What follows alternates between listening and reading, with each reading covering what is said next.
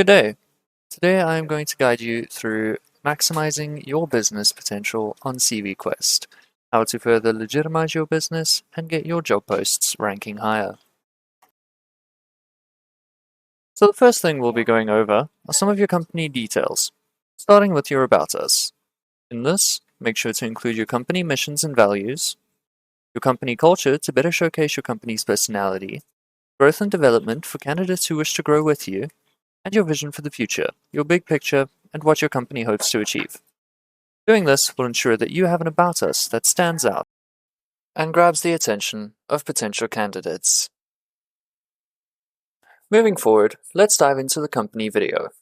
Including a company video is a very powerful way to showcase your brand and the work that you do. From highlighting key projects to introducing the team, it gives future candidates an authentic glimpse into your company's culture and what it's like to be a part of it. Here, we can preview our video and see how it will show up for potential candidates who could be viewing it. Now that your company details are complete, let's move on to company settings. Here, you'll find the company social section. This allows you to link your various social media accounts, such as Facebook, Twitter, LinkedIn, Instagram, and even your business WhatsApp. By displaying them all in one convenient place, it makes it easier for candidates to connect with and follow your company across multiple platforms. Remember to save these changes. Now that we've covered company socials, it's time to move on to company users. Here you'll find the members of your team who have access to the company CVQuest account. You can search members by using the search feature, or add new members by selecting the plus icon.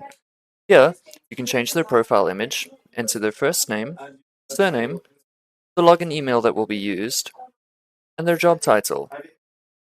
A verification message will be sent through to the login email selected for this user.